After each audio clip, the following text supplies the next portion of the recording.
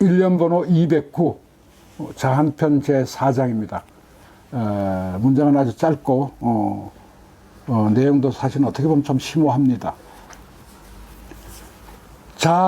자절사하시니 무의, 무필, 무고, 무아이셨다. 子绝嗣，无义，无弊，无故，无我。 공자께서는 하지 않는 것이 네 가지 있었으니 사사로운 생각을 갖지 않았으며 그 다음에 기필코 어떻게 된다라는 단정을 하지 않았으며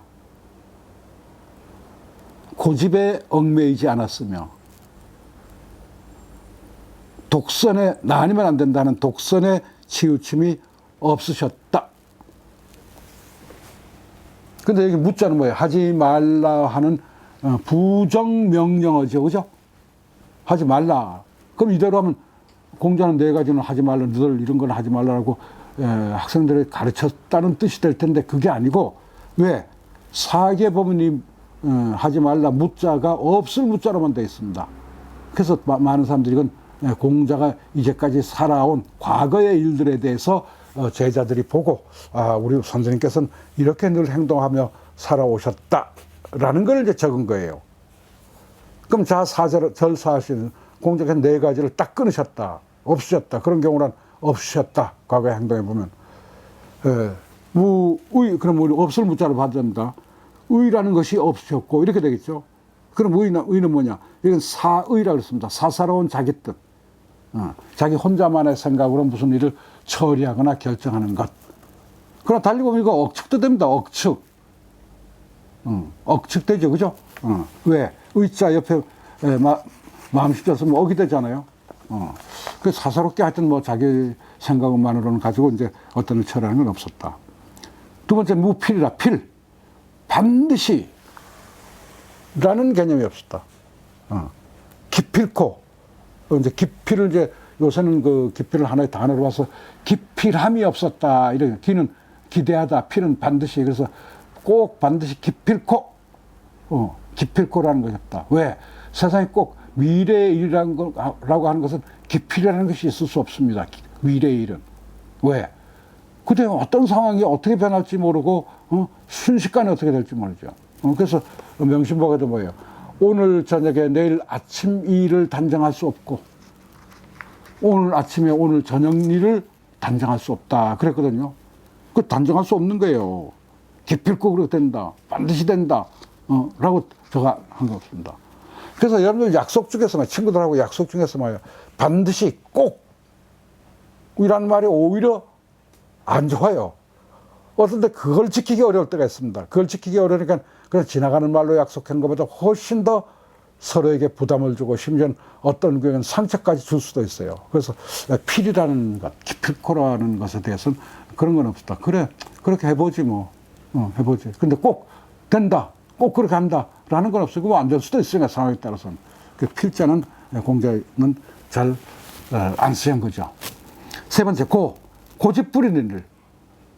야, 왜 그래? 그래서 상대가 틀렸더라도, 잘못됐더라도 몇 번 얘기해보고, 아니구나. 그럼, 그래, 그러니, 그렇게 생각하니, 그럼 됐네. 뭐, 그렇게 생각하고, 또 다음에 또 한번, 다른 일이 있으면 또 한번 생각해 보자. 하고 이렇게 넘어갔지. 야, 안 되는 걸 왜 해? 또 그 틀렸다는데 왜 자꾸 물어? 네가 잘못된 것이라는데 왜 그걸 자꾸 우겨? 이런 건 없었다, 이거죠. 그래서 설령, 상대가 틀렸더라고요. 여러분도 살아가면서 그렇습니다. 저도 옛날 젊을 때는 뭐 그런 경우가 많았는데 나이 들어보니까 상대가 틀린 질문을 해도 그렇구나. 그래, 그런 일이 있었어. 그리고 또 상대가 틀린 정보를 가지고 나한테 얘기해도 옛날 같은 거 제가 뭐 아는 게 좀 있다 고쳐주려고 애를 썼어요. 근데 그렇구나 하고 넘어가요, 그냥. 그 어느 때 그 친구가 이제 바로 알면 되는 거죠. 뭐 그거 뭐 꼭 그걸 꼭 고집을 부려서 상대를 꺾으려고 애를 씁니까? 네 번째, 아집은 이제 독선이죠. 나만 옳다. 나만 옳다. 독선이란 말이 여러분 상당히 그 위험한 겁니다, 사실. 왜?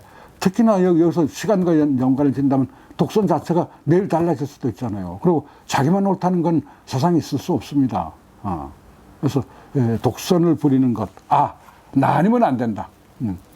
되게 이 조직이나 뭐에서 꼭 맞서나는 건 나 아니면 안 된다라는 것 때문에 이제 꼭 문제가 생겨요.